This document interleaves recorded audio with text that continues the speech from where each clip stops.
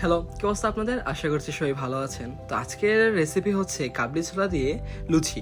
তো গতকাল রাতেই মা কাবলি ছোলাগুলোকে ভিজিয়ে রেখেছিল। তো এক রাত ভিজিয়ে রাখার পর এগুলোকে সিদ্ধ করার পালা। তো প্রথমেই মা এগুলোকে একে একে সবগুলো কাবলি ছোলা দিয়ে দিল, তারপর লবণ ও মরিচ দিয়ে এগুলোকে সিদ্ধ বসিয়ে দিল।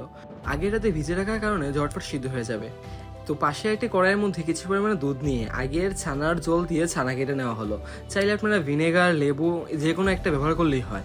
মেনলি আমরা ছানার জলই ব্যবহার করে থাকি নর্মালি। ছানা থেকে ছানার জল সম্পূর্ণ আপনারা আলাদা করে নেবেন। তারপর এটি কড়াইয়ের মধ্যে তেল গরম করে কিছু পরিমাণে লবণ দিয়ে অল্প কিছু পরিমাণে কেটে রাখা আলু ভেজে নেওয়া হলো। এই ভাজার মধ্যে দিয়ে দেওয়া হলো কিছু পরিমাণে হলুদের গুঁড়ো। তারপর ওই পাতিলের মধ্যে সিদ্ধ করে রাখা কাবলি ছোলার মধ্যেও কিছু পরিমাণে হলুদ দিয়ে ভালোভাবে সিদ্ধ করে নেওয়া হলো। প্রায় হয়েই গেছে। তারপরে ডাল ঘুটনি দিয়ে ভালোভাবে ঘুটে নেওয়া হলো। তারপর কিছু পরিমাণে আদাও ভালোভাবে করিয়ে নেওয়া হলো। তারপর এটি কড়াইয়ের মধ্যে জিরে ফোড়ন দিয়ে এর মধ্যে শুকনো মরিচ, তেজপাতা ভালোভাবে ভেজে নেওয়া হলো। তারপর কেটে রাখা আদাগুলো দিয়ে এর মধ্যে দিয়ে দেওয়া হলো কিছু পরিমাণে জিরার গুঁড়ো। তো এগুলোকে ভালোভাবে কষিয়ে নিয়ে তারপর ওই ডাল থেকে কিছু পরিমাণে ডাল এর মধ্যে দিয়ে দেওয়া হলো। তো এই পর্যায়ে সম্পূর্ণ ডালটাই এই কড়াইয়ের মধ্যে দিয়ে দেওয়া হলো। তো এই পর্যায়ে দিয়ে দেওয়া হলো ভেজে রাখা আলুগুলো।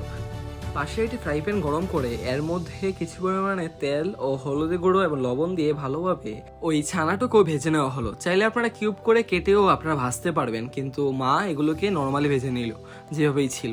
তো এগুলোকে মোটামুটি একটা কালার ধারণ করলেই আপনারা এই ডাইলের মধ্যে এগুলোকে দিয়ে দিবেন। এই পর্যায়ে নামানোর সময় চলে এসেছে, তাই দিয়ে দেওয়া হলো গরম মশলার গুঁড়ো। তো কিছুক্ষণ নেড়ে চেড়ে এগুলোকে নামিয়ে নেওয়ার পালা। ডালের মধ্যে যেহেতু মরিচের গুঁড়ো ব্যবহার করা হয় না, তাই খুব বেশি কালার ধারণ করে নাই, কিন্তু খেতে কিন্তু অসাধারণ লেগেছে।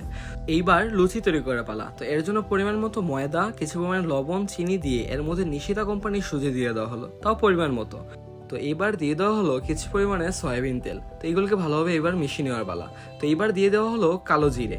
তো কিছু পরিমাণে জল দিয়ে এগুলোকে ভালোভাবে মেখে নেওয়া হলো। সম্পূর্ণটা একবার দেওয়া যাবে না, অল্প অল্প করে ব্যবহার করতে হবে। তো একটা পারফেক্ট ডো হয়ে গেলেই আপনারা কিছু পরিমাণে তেল বাইরে দিয়ে ভালোভাবে মেখিয়ে আপনারা ঢেকে রেখে দেওয়া হলো 20 মিনিটের জন্য।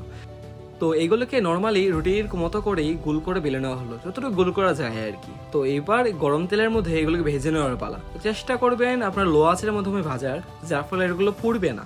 তো একে একে সবগুলোই মা ভেজে নিল। তো আমরা যেহেতু ঘরোয়া খাবার দাবার শেয়ার করে থাকি, তো চাইলে আপনারা আমাদের চ্যানেলটি সাবস্ক্রাইব করে আমাদের পাশে থাকতে পারেন।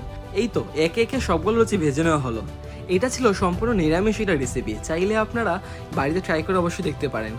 আমরা প্রতিনিয়ত আপনাদের মাঝে এই ধরনের ভিডিও নিয়েই হাজির হব। যদি ভালো লেগে থাকে তাহলে অবশ্যই আমাদের পাশে থাকবেন এই কামনা করি। এই ছিল আজকের এই ভিডিওতে। ভালো থাকবেন সবাই।